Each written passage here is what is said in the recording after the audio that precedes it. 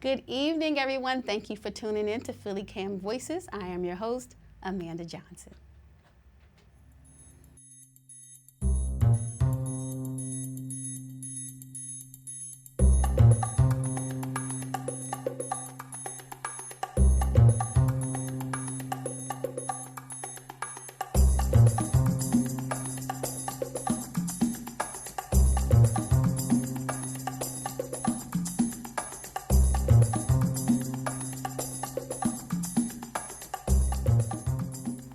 State Senator Art Haywood has co-authored a bill for clean energy in Pennsylvania.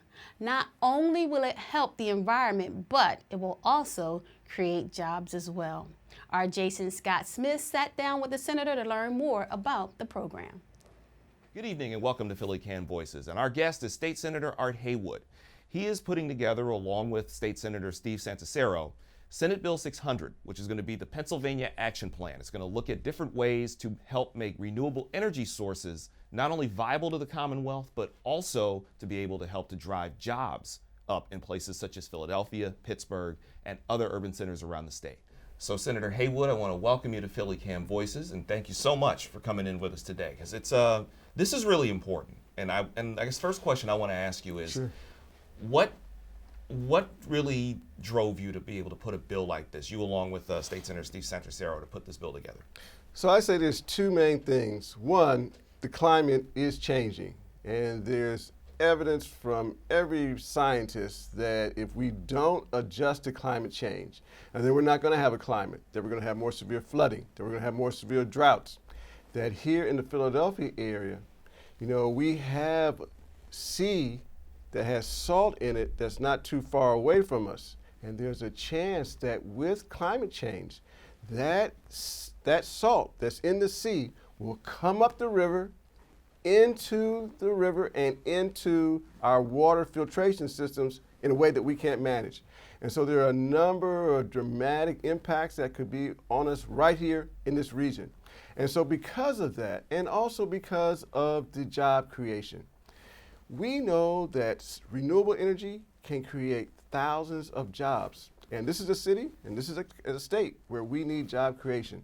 So I say it was a combination of the concern about the climate, that we got to have a planet where we can live, and two, we got an immediate opportunity to create jobs. And how many jobs do you feel could be created through a plan like this as we go forward? So our plan is to create 30% of the energy supply for electricity to come from renewable energy by 2030. That's why we call it 30 by 30. If we do that, we have received estimates that for the solar component of renewable energy alone, we can get up to 75,000 jobs in Pennsylvania. And that's throughout the state in various counties. And we know that this is an area where we need jobs. So job creation is a fundamental aspect of this plan. Oh, absolutely. And you mentioned something at the start of that there about the environmental aspects of it, where I was just reading the other day that they're already looking at a possible, by 2100, looking 80 years down the road, what America's coastlines could look like, adversely affected by the potential troubles of climate change, where Sure.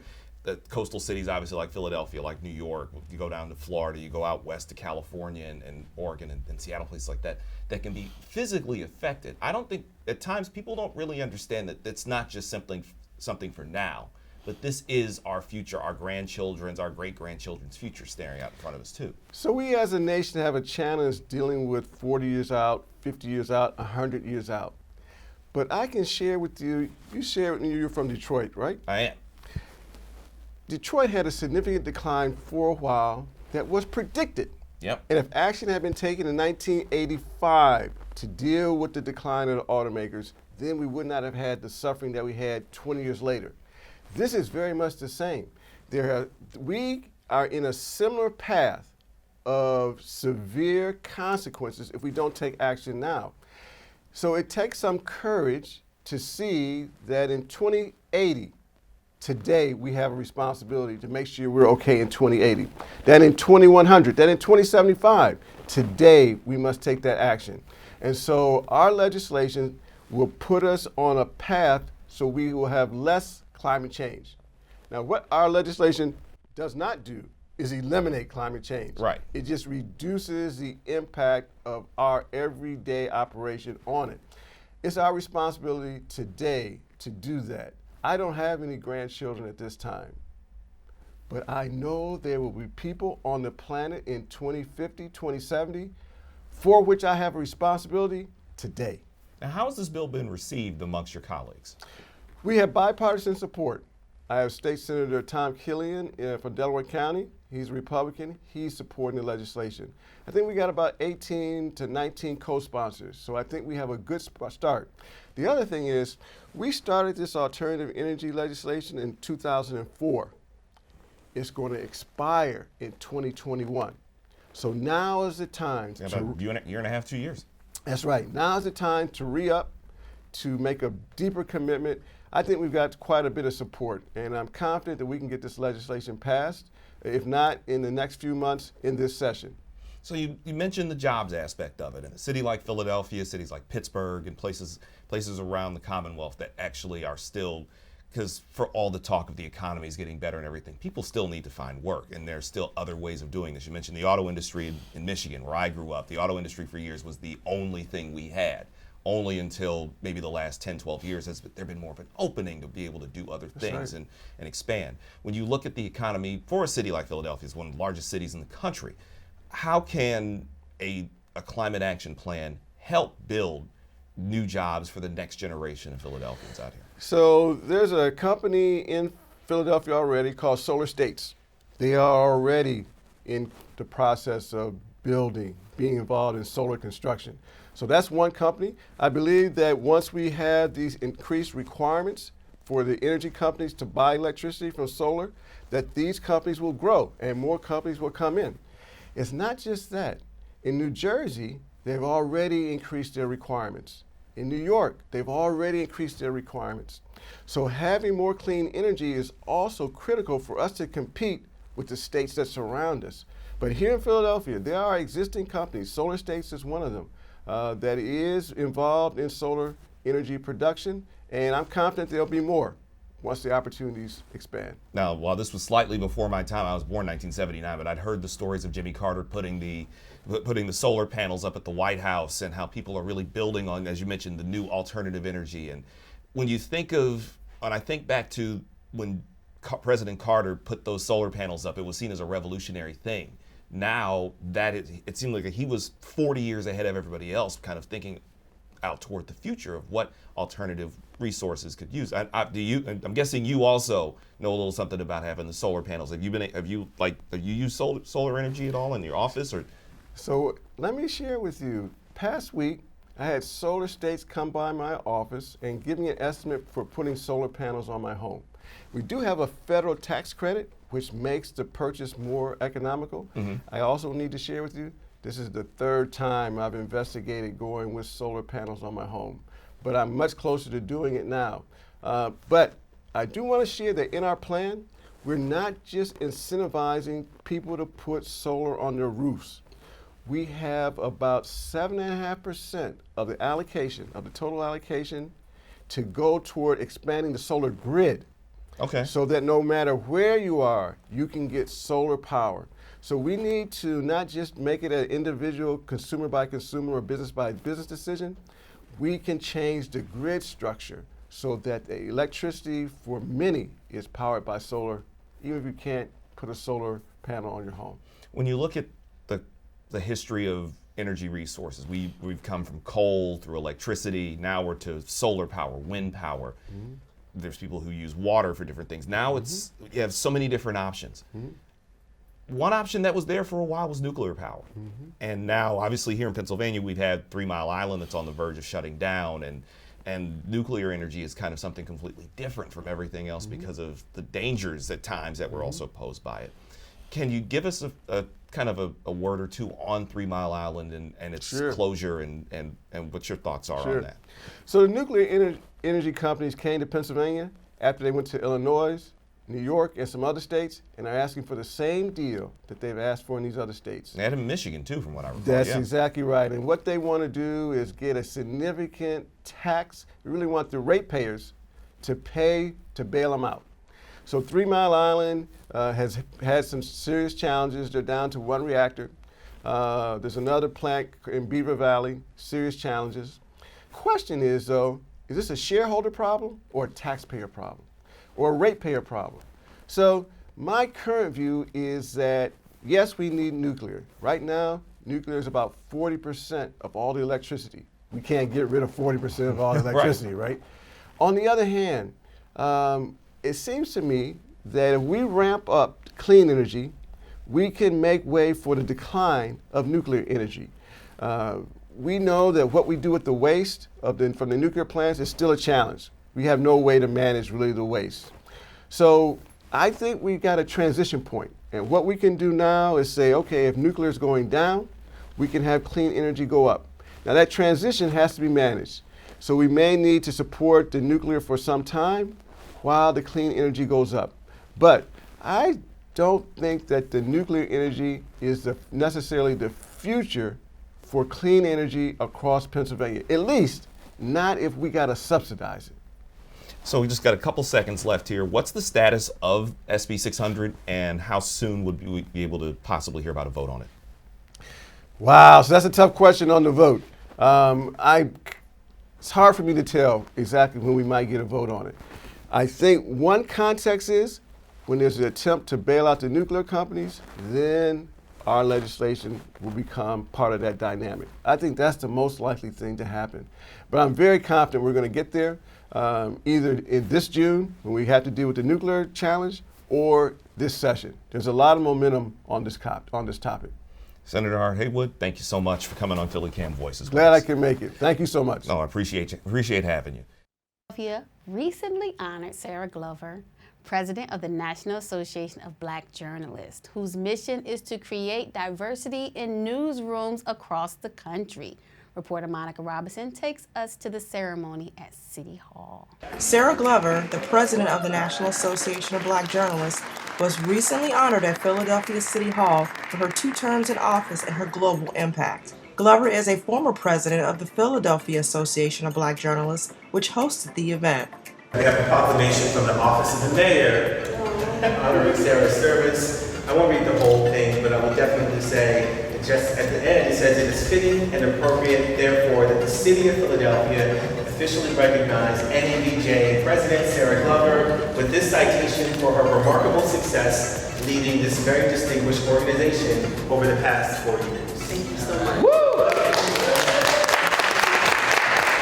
Glover is the first 2-term president in NABJ's history. Not only has she returned fiscal stability to the organization, but she has used the position to increase access for African American journalists across all media platforms. Promoting diversity in newsrooms across the country is the cornerstone of NABJ's mission. We're not asking for Black people or Black communities to be treated any different. We're just suggesting and asserting that good business is making sure that your coverage is inclusive. And so take that extra step, to make sure your coverage represents the communities that you cover, and also that your staff represent the communities that you cover. Coverage and staffing of the communities that news organizations serve are so inadequately not just prepared, but real-time present, are not living up to the public's trust and not reflective of the communities that they cover. And news organizations, whether it's a newspaper, a broadcast outlet, or an everyday television station, whether it be a hyper-local station or a network, you are serving. We as journalists are serving to fulfill the public's trust. Councilwoman Helen Gim honored Glover on behalf of Philadelphia City Council. This resolution recognizes Sarah Glover for her historic tenure as the 21st president of the National Association of Black Journalists. Glover was also presented a Liberty Bell on behalf of Mayor Jim Kenney and the City of Philadelphia. Well, I'm totally honored to have this recognition today. Quite frankly, as the leader of NABJ, you don't even think about who you're impacting, you just think about the work when you're doing it. So I'm really humbled to be able to serve this organization for 4 years. Glover finishes her 2 terms as president this summer. She is currently the social media editor for NBC-owned television stations based in New York City. And prior to that, Glover worked at NBC 10 Philadelphia and the Enquirer and Daily News. Reporting for PhillyCAM Voices, I'm Monica Robinson. May was Mental Health Awareness Month. An art exhibit in Philadelphia's Kensington neighborhood focused on positive mental health for teenagers. Reporter Dominique Johnson was there. The group Creative Resilient Youth emerged as an attempt to respond to the lack of school resources that are not addressing the issue of mental health for teenagers. During Mental Awareness Month, CRY held its first art gallery at Little Berlin in Kensington focused on mental health. For me personally, CRY was important because it introduced me to like other teens that were like-minded, and also just being able to work with other young people that are artists and creative in the city and working on like around a topic like this, like mental health. I think it was just important, and it was a great resource for me as an artist as an artist. For his piece entitled Too Close for Comfort, Novelis really wanted to get the perspective of his subject on life. The teen artists are continuing to refine their ideas, learning community organizing skills required to work socially on a complex topic such as mental health. For my piece, personally, I just got together, it's like 8 different models, and my title is Too Close for Comfort, and I really wanted to like get like a perspective and like get an insight on like their perspective on life, and just really like I use the term like getting into their mind, really following the title itself, Too Close for Comfort, kind of like putting them in situations that they wouldn't normally be comfortable with, and just kind of getting a feel for their outlook on life. Every other week, the 19 artists have been meeting since October with a team of adult organizers from the Creative Resilience Collective.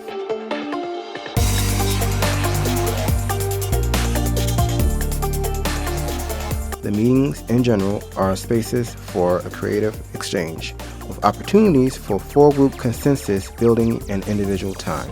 Mental health is an issue we fail to realize as a society, and I'm very thankful for the Creative Resilient Youth for giving all of us a space to be able to express our own mental wellness and our connection with it, because this was my first program that I ever felt comfortable talking about my own mental wellness. CRY decided to focus on the theme of mental health for the art exhibition, after the CRC members realized that teenagers were one of the most vulnerable, marginalized, and underdeserved groups in the city in terms of mental health. The Creative Resilient Youth program grew out of this grant initiative that we had applied for in September of 2018, and essentially it brought together 7 to 9 youth for over 7 months to begin to think about mental health. The importance of having a gallery for teens to exhibit their work allows them to let their various voices on the subject of mental health be heard. I think to see people move around the space, move around their work, engage with it, it's like really powerful, especially for teens who thought they weren't artists or that their ideas didn't matter. To have it be alive and have people engaging with it and finding meaning in it is like really important. From Little Berlin, this is Dominique Johnson for PhillyCAM Voices. You can find more information about the Creative Resilience Collective, CRY, its mission, vision, and meeting schedule at their website www.creativeresco.org.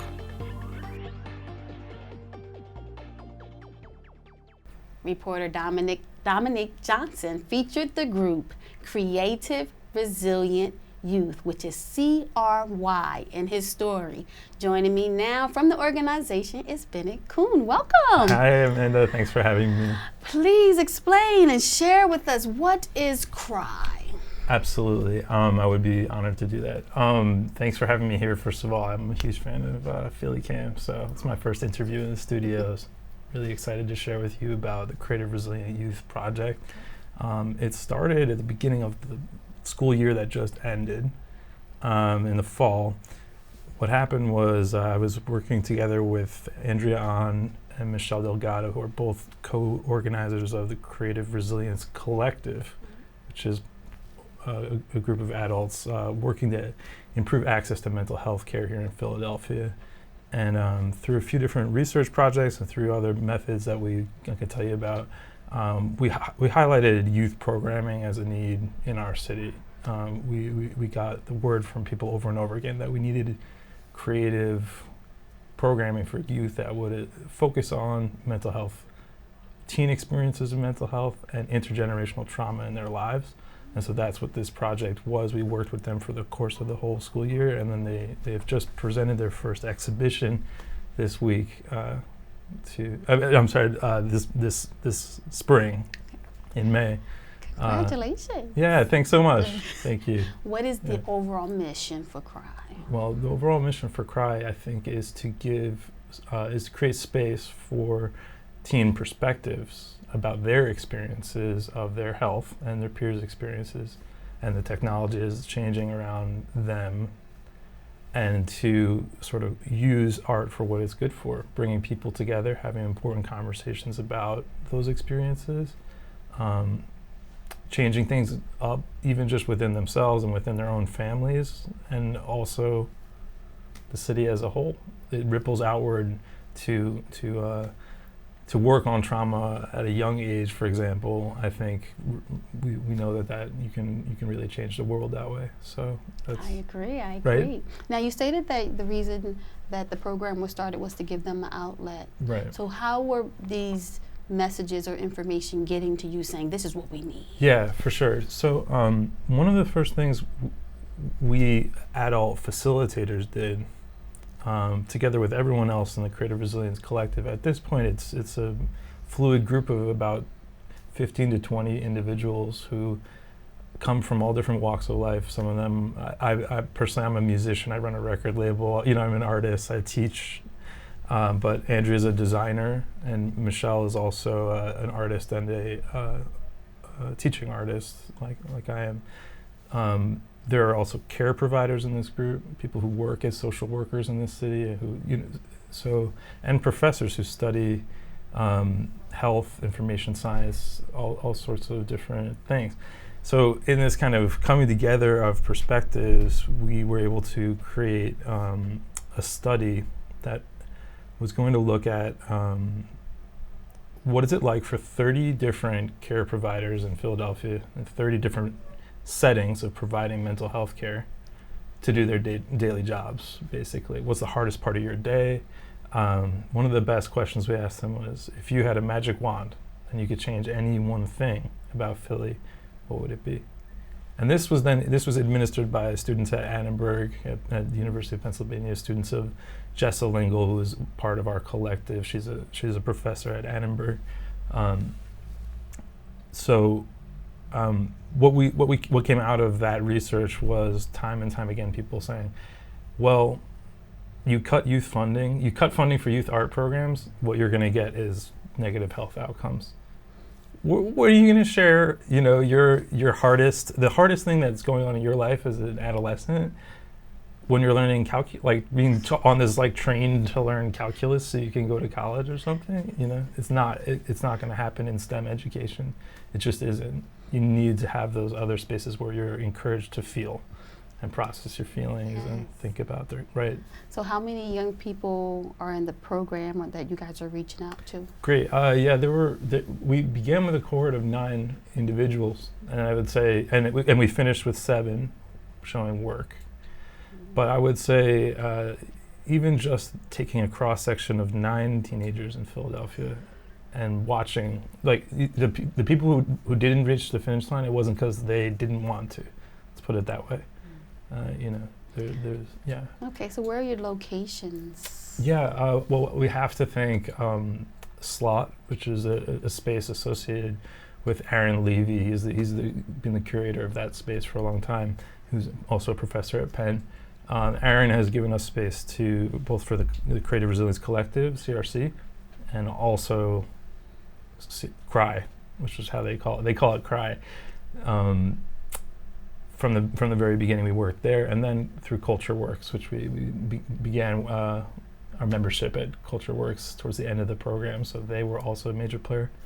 And then we exhibited the work over at Little Berlin Collective up in Kensington. Okay. So what are some of the current projects that you have going on right now? Well, at this point, they just hustled to get through this, right? Like some of them, so it was juniors and seniors. Some of them just graduated. And for the ones who did, many of them are going to school here in Philly. So there's very unique opportunities emerging now to try to bridge this gap between rising freshmen in college and rising seniors in high school, and they will continue to collaborate. They got really close, obviously, as part of this process. What they've talked about doing, and we need to work through exactly what and apply for new grant funding to support it. So if anyone out there knows of any opportunities, if you want to reach out to us, I will be definitely plugging that. Info at creativeresco.org is a great way to get in touch with us. But what they're planning so far, I know, is to recruit more people, so both in high school and in college, in the colleges where they end up. And we're talking about 3 schools in Philly. So if any of you are associated with any university environments, you could be involved in this youth movement as it grows.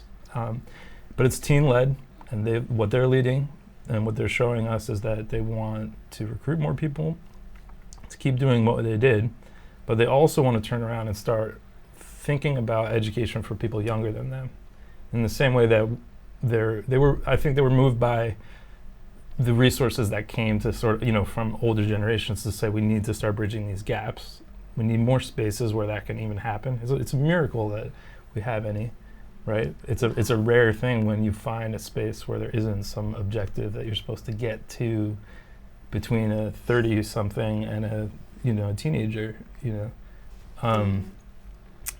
But so they want to do that for even younger folks. Gotcha. And they want to do it in schools too. So part of that is going to be engaging policymakers. They want to think about mental health education in health class in your schools. That's awesome, because getting right to the root of it, right where they are. Talk to us about the exhibit. Right. Oh wow, it was so fun. I mean, we had so much fun with it. They built a wall and hung it from the ceiling and painted it up, and we just did it all. I mean, Little Berlin is an extremely thoughtful collective, and their space is really thought out. So for that environment, it was perfect to host this work. Everyone brought their stuff. Some of it was 2-dimensional wall pieces, collages. They had paintings on walls, a lot of photography. Practically everyone in this group is an extremely talented photographer, working with Michelle Delgado under her tutelage at the Photo Arts Center. Michelle works there and has an after-school program called Teen Photo, which is a major resource as we were trying to recruit this group. They all kind of coalesced around the relationships Michelle already had with them and opened up in that way. This is amazing. So we gotta go. You have given us some great information. How could people get in contact with you? Yeah, you gotta follow us on Twitter at Creative Resco, RESCO. You can follow CRY specifically at CRY.CreativeResco. Again, it's the Creative Resilience Collective, Creative Resilient Youth Program. There are 5 other Creative Resilience Collective programs in Philly. The future of mental health care is now. Let's all get it together, get involved. All right. Thank you so much for your time. Yeah. That is our show. Continue to watch us on YouTube, Instagram, Facebook, and Roku. See you next time.